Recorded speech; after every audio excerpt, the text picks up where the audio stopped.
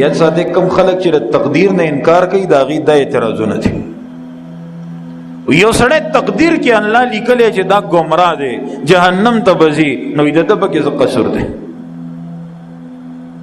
یو تنه تقدیر کې لیکلی چې دا جنتی دی اورېدلی م دي که نه نو د دې تن پکې خپل څه محنت او کوشش دی دا خو هلته لیکلی دی. تقدیر دې ته نه وایي کمقل سړیا، تقدیر ویل کېږي د الله علم او اندازې ته. دا د الله علم کیو چې زه به زید امر بکر پیدا کوم، عقل بم ورکوم، سترګې بم ورکوم، شعور بم ورکوم، په خبره بم پوهیږي، پیغمبر بم وته راځي، بیانونکی بم راځي، قرآن بم راځي. دی به په خپل اختیار باندې انکار کوي جهنم ته بځي او دی به په خپل اختیار مني او جنت ته بځي. دا د الله علم کې دی. تقدیر څه ته وایي؟ یہ تقدیر ډیره ګرانه مسله ده، دا به نه چیړي. والقدر خیره وشره من الله تعالی. تقدیر ویل کېږي د الله علم ته او د الله اندازې ته. اوس پته نه لګي چې زه د الله علم کې څه لیکلی شوی. په دې خو زمونږ ایمان دی که نه چې الله ته د ما کان او ما یکون د هر څه پته ده.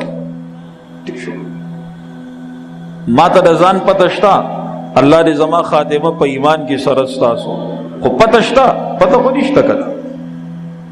پوهېږې په خبرو که دا د الله په علم کې و چې محمد صلی الله علیه وسلم به په مکه کې پیدا کیږي او بیان به کوي. ابو جهل به په خپل اختیار باندې انکار کوي. دا نه چې الله نعوذ بالله من ذلک کافر ولیکلو نو په دې کې د ابو جهل څه اختیار څه قصور دی. بعضې وایي که نه وایي چې الله ابو جهل کافر ولیکلو په تقدیر کې نو بیا د ابو جهل څه ګناه ده. زما په خبره پوهېږې؟ تقدیر وایي د الله علم ته، د الله اندازې ته. الله ته د مخکې نه دا پته وه چې پیغمبر به پیدا کوم، قرآن به پې نازلوم، هغه به ابوبکر، عمر، عثمان، علی رضوان الله تعالی علیهم اجمعین او ابو جهل، عتبه او شیبه او ولید دې ټولو ته به بیان یو شانتې کوي. دا څه به په خپل اختیار باندې مني نو رضی الله عنهم ورضوا عنه به جوړیږي، او څه به په خپل اختیار باندې انکار کوي نو جهنمی به جوړیږي. دا د مخکې نه الله ته پته وه. او که ستا دا عقیده نه وي نو بس ټیک ده. الله ته خو د هر څه پته ده که نه چې سی لیکلي دي نو هغې زما او ستا مطابق لیکلي. دا نه چې الله خپل یو فیصله لیکلی چې زید جنتی دی او بکر چې دی نو جهنمی دی. بعد خلک تقدیر داسې پیش کوي، دا غلطه ده. ګورې ځکه چې بیا د زید څه حیثیت شو او څه محنت شو او بیا د بکر څه قصور شو چې جهنم ته شي. نه، الله مونږ له عقل را کړی، اختیار را کړی. که یو تن په خپله خو کفر اختیاری نو څوک پې څه زور پې شته؟ یو تن که په خپله خوښه د کفر نه اسلام ته راوړي نو زور پې شته؟